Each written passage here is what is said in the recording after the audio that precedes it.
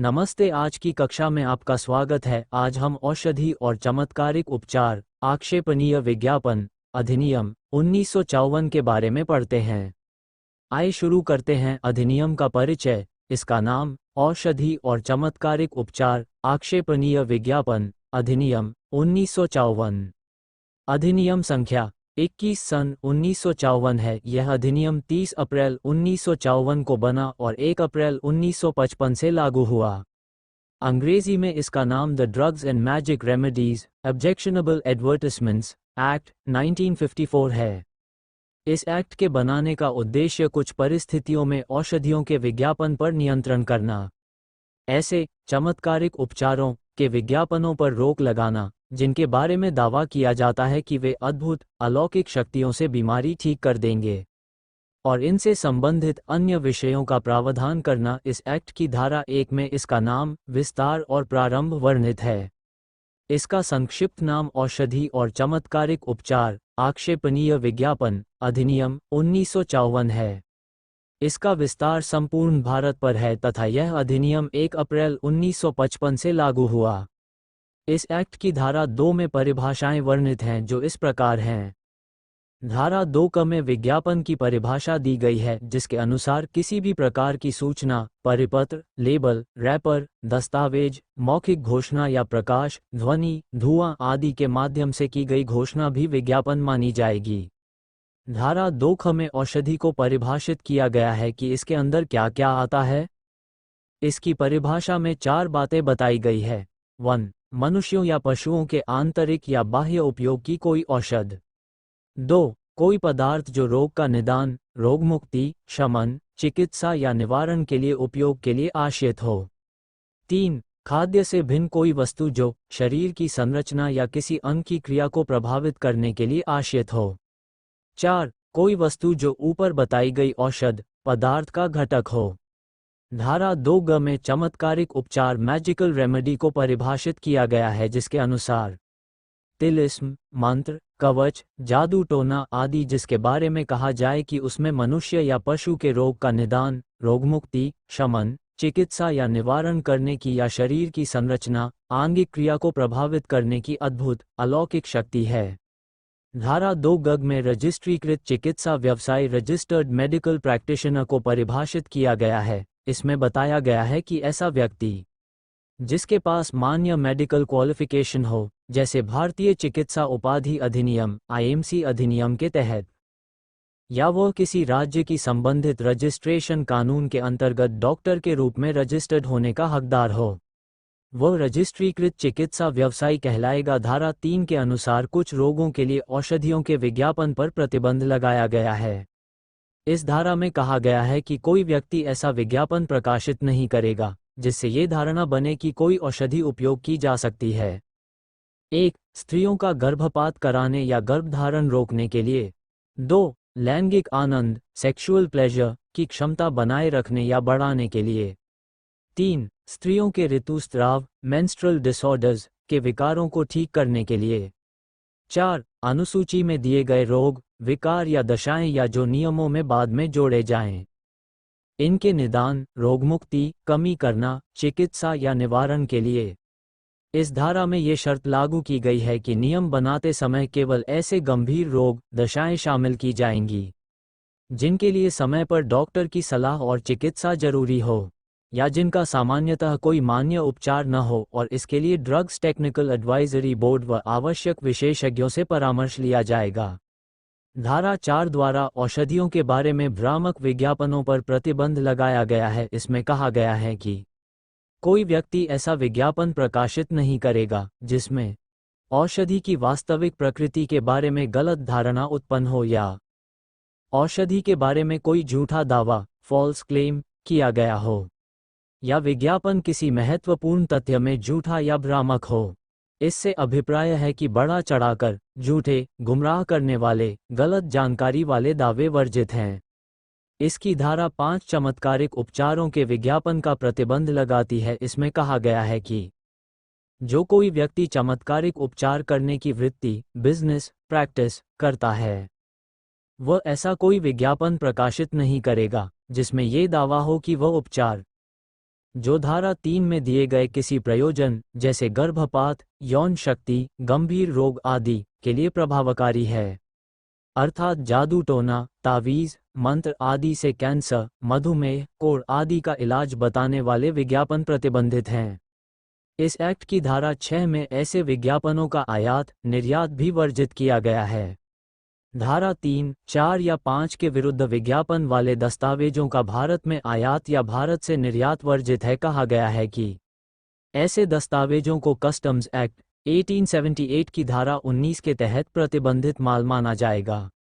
Custom कानून के प्रावधान इन पर लागू होंगे। धारा 7 दंड शास्ति से संबंधित है। इसमें कहा गया है कि जो कोई इस अधिनियम या नियमों का उल्लंघन करेगा वह प्रथम दोष सिद्धि पर 6 माह तक का कारावास या जुर्माना या दोनों तथा पश्चातवर्ती दोष सिद्धि पर 1 वर्ष तक का कारावास या जुर्माना या दोनों से दंडित होगा। इस एक्ट की धारा 8 प्रवेश, तलाशी, जब्ती की शक्तियां प्रदान करती है। इसमें कहा गया है कि राज्य सरकार द्वारा प्राधिकृत कोई राजपत्रित अधिकारी ऐसे स्थान में प्रवेश और तलाशी कर सकता है जहां उसे विश्वास हो कि इस अधिनियम के अंतर्गत अपराध हो रहा है। ऐसा विज्ञापन या दस्तावेज जब्त कर सकता है जो इस अधिनियम का उल्लंघन करता हो। यदि विज्ञापन मिटाए बिना वस्तु, दस्तावेज की उपयोगिता, मूल्य प्रभावित हो जाते हों तो पूरा दस्तावेज, वस्तु जब्त की जा सकती है। वहां मिले अभिलेख, रजिस्टर, दस्तावेज आदि की जांच कर सकता है और आवश्यक हो तो जब्त कर सकता है। तलाशी व जब्ती के लिए भारतीय नागरिक सुरक्षा संहिता के नियम लागू होंगे, जैसे वारंट वाली तलाशी पर होते हैं। जब्ती के बाद अधिकारी को शीघ्र मजिस्ट्रेट को सूचना देनी होगी और उसकी अभिरक्षा के आदेश लेने होंगे। इस एक्ट की धारा 9 में कहा गया है कि यदि अपराध किसी कंपनी द्वारा किया जाता है तो कंपनी के साथ साथ वह हर व्यक्ति जो उस समय कंपनी के कारोबार के संचालन के लिए उत्तरदायी था उसे भी दोषी माना जाएगा, जब तक वह ये सिद्ध न कर दे कि अपराध उसकी जानकारी के बिना हुआ या उसने उसे रोकने के लिए पूरी सावधानी बरती। यदि अपराध डायरेक्टर, मैनेजर, सेक्रेटरी आदि की सहमति, सहनशीलता या लापरवाही से हुआ हो तो वे भी अलग से दोषी होंगे। यहाँ कंपनी में फर्म व अन्य व्यक्तियों का समूह भी आता है और फर्म के मामले में डायरेक्टर और पार्टनर भी शामिल होंगे। इस एक्ट की धारा 9 का बताती है कि इस अधिनियम के अधीन दंडनीय सभी अपराध संज्ञेय होंगे, यानी पुलिस बिना वारंट के गिरफ्तारी कर सकती है। धारा 10 बताती है कि इस अधिनियम के अंतर्गत अपराधों का विचारण प्रथम श्रेणी मजिस्ट्रेट से नीचे का कोई न्यायालय नहीं करेगा। इसकी धारा 10 क में कहा गया है कि यदि कोई व्यक्ति इस अधिनियम या नियमों का उल्लंघन कर दोषी ठहरता है तो न्यायालय आदेश दे सकता है कि संबंधित दस्तावेज, सभी प्रतियों सहित वस्तु या चीज और उसकी सामग्री सरकार के पक्ष में जब्त, कॉन्फिस्केट हो जाए। धारा 11 में कहा गया है कि धारा 8 के तहत प्राधिकृत अधिकारी को लोक सेवक माना जाएगा। इस एक्ट की धारा 12 सद्भावपूर्वक कार्य करने वाले अधिकारियों को संरक्षण प्रदान करती है। इसमें कहा गया है कि जो भी काम इस अधिनियम के अधीन सद्भावपूर्वक किया गया है या करने का आशय था, उसके कारण किसी व्यक्ति के विरुद्ध कोई वाद, अभियोजन या अन्य कानूनी कार्यवाही नहीं होगी। धारा 13 बताती है कि इस अधिनियम के प्रावधान अन्य विधि के अतिरिक्त हैं, उनका अल्पीकरण, रिडक्शन नहीं करते। मतलब ड्रग्स और कॉस्मेटिक्स एक्ट आदि के साथ साथ यह अधिनियम भी चलेगा। धारा 14 व्यावृत्ति, अपवाद, एग्जेम्पशंस से संबंधित है। इसमें कहा गया है कि यह अधिनियम निम्न पर लागू नहीं होगा। 1. रजिस्टर्ड डॉक्टर द्वारा अपने क्लिनिक, अस्पताल में लगाया गया बोर्ड, सूचना पट आदि जिसमें ये लिखा हो कि वह अनुसूची धारा 3 में दिए रोगों का इलाज करता है। 2. धारा 3 में दिए विषयों पर वैज्ञानिक या सामाजिक दृष्टि से लिखी गई पुस्तक, लेख जो सद्भावपूर्वक हों। 3. औषधि का ऐसा विज्ञापन जो केवल रजिस्टर्ड चिकित्सा व्यवसायी को गुप्त रूप से भेजा गया हो और जो नियमों के अनुसार हो। 4. सरकार द्वारा प्रकाशित औषधि संबंधी विज्ञापन। 5. सरकार की पूर्व स्वीकृति से 1963 संशोधन अधिनियम के प्रारंभ से पूर्व प्रकाशित विज्ञापन। इसमें यह भी प्रावधान किया गया है कि सरकार कारण लिखकर और संबंधित व्यक्ति को सुनकर यह स्वीकृति वापस ले सकती है। धारा 15 में केंद्र सरकार को छूट देने की शक्ति प्रदान की गई है। इसमें कहा गया है कि यदि केंद्र सरकार को लगे कि लोकहित में किसी विशिष्ट औषधि या औषधि वर्ग के विज्ञापन की अनुमति दी जानी चाहिए, तो वह राजपत्र में अधिसूचना द्वारा निर्देश दे सकती है कि धारा 3, 4, 5, 6 या इनमें से कोई भी प्रावधान ऐसी औषधि विज्ञापनों पर लागू नहीं होंगे या कुछ शर्तों के साथ लागू होंगे। इस एक्ट की धारा 16 में केंद्र सरकार को नियम बनाने की शक्ति प्रदान की गई है। केंद्र सरकार इस अधिनियम को लागू करने के लिए नियम बना सकती है। नियमों में विशेष रूप से धारा 3 के तहत और रोग विकार दशाएं निर्दिष्ट की जा सकती हैं। धारा 14 ग के तहत डॉक्टरों को गुप्त विज्ञापन भेजने की विधि तय की जा सकती है। बने हुए नियमों को संसद के समक्ष रखा जाएगा। यदि दोनों सदन उन्हें संशोधित या निरस्त करना चाहें तो कर सकते हैं। इस एक्ट में एक अनुसूची शेड्यूल भी है जिसमें उन रोगों को बतलाया गया है जिन रोगों के विज्ञापन पर विशेष प्रतिबंध है। अनुसूची में अनेक गंभीर रोग व दशाएं दी गई हैं जिनके लिए उपचार चमत्कारिक दावा करने वाले विज्ञापन प्रतिबंधित हैं, जैसे कैंसर, मधुमेह, कोढ़, कुष्ठ, हृदय रोग, प्लेग, चेचक, यक्ष्मा, अंधापन, बहरेपन, लकवा, उन्मत्तता, मस्तिष्क और तंत्रिका तंत्र के रोग, गर्भाशय रोग, स्त्री रोग, ऋतुस्राव विकार, स्त्री बांझपन, यौन नपुंसकता, रतिज रोग, सिफिलिस, गोनोरिया आदि, उच्च निम्न रक्तचाप, हाइड्रोसील, घेंघा आदि।